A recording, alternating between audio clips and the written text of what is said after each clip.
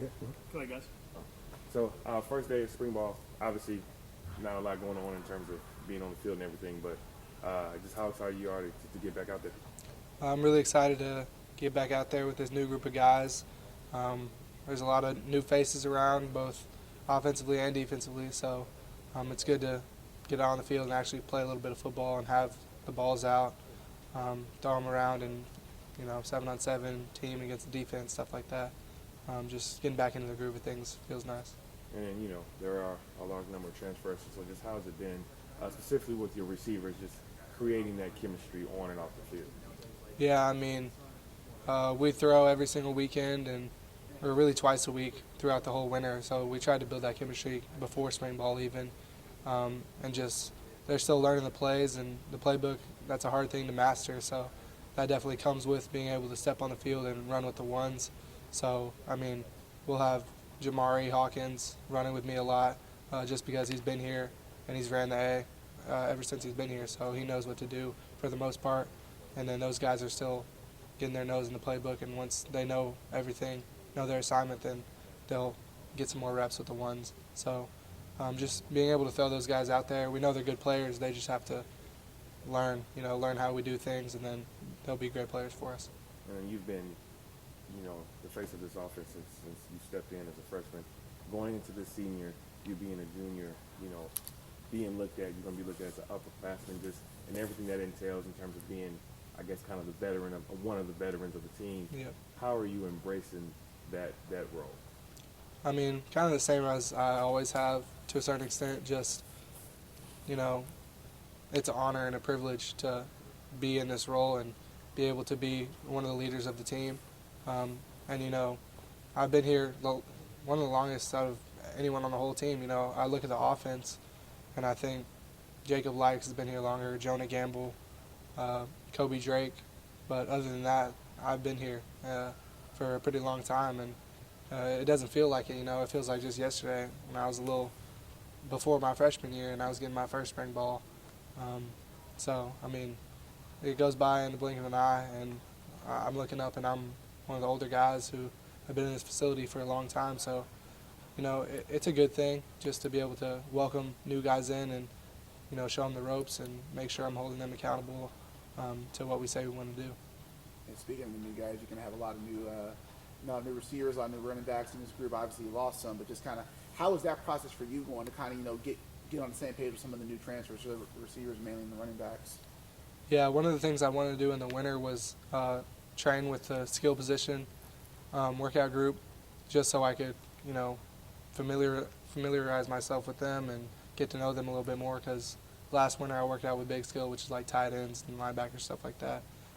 So just knowing that I needed to build that chemistry with my receivers, I wanted to be around them more. So I worked out with them, and then just getting to know them and throwing with them. That'll just help our game develop into what we want it to be, which is even better than it was in the previous years. So just being around them and them being around me, and then just going into spring ball, developing our chemistry some more, and the sky's the limit. And that was the first time you've done that, specifically working with receivers, seeking it out like that? Yeah, I mean, working out in that group, I guess, in the facility. Yeah. Gotcha. So also too, obviously, you with such turnover on the group, obviously you lose all the starters from last year. You lose Cade and Asa. I guess for you, how do you think it's going to be able to kind of build that chemistry this spring? Because it seems like it's going to be a while to kind of get those guys on the same page with you and Likes and Gamble knowing the offense so well. Yeah, I mean, we could talk about the guys who left all we want, but we can also talk about the guys who stayed. Likes, Gamble, myself, Ducker, Skates, Rock. I mean, we have a lot of depth and a lot of guys who are good for this program, both on the field and, how they walk around the campus and school and things like that. So, I mean, those guys will take everyone else who came in under their wing, and I know Coach Silverfield and our staff recruited the best players, both on the field and with high integrity. Demir Blankensee and Towski Dove, and a bunch of guys who are going to contribute on the field this fall, but also contribute to the locker room right now and until they graduate from here. So just knowing that we have a good foundation of people who stayed, and then adding those guys in, it's a good combination, and we just gotta, stack days, stack weeks, and things will end up good. Has it been fun building that chemistry? For sure. Just new faces, new talent, just new people to become friends with and get to know both as football players and as people. So, yeah. I know. Oh, go ahead, sir. I know. Last offseason, the focus for you personally was to kind of bulk up a little bit. Do you have anything this offseason that you're trying to hone in on in preparation for the season? I'd say settle my feet down because last season I was kind of fleet of foot, just in the pocket. I would take my drop, and then nothing's there, I would just get out. So that's something that Coach Cramsey has kind of just told me to get better at, and just taking notes on the previous season and jotting things down. But, I mean, settling my feet down, trusting my reads. I'm not trying to bulk up too much more, so that's kind of out of the way as I've developed a little bit more. But just continue practicing and just delve into my fellow teammates, just try and make them as best as they can be, and they'll make me as best as I can be. Settling your feet down and trying to do that, what does that look like in terms of your workouts? How do you improve that? I mean, I feel like it's just a mindset and just having a lot of trust in those guys up front, and then just trusting my footwork and not doing too much, because I felt like I was a little jittery. Like I just need to settle down and keep my feet in the ground and then deliver the ball. So it's more of a, I guess, More of a just mental focus. type of deal. Yeah. Were you okay running the ball more? Because it seemed like you got more comfortable knowing, hey, if you need to go, you got to go. Is it more like balancing that, or is it like not doing it as much? Just understand that. No, I mean, I'll do it as much or more. I mean, whatever it takes to help our team be successful. I'm willing to run the ball more just because it helped our team win last year.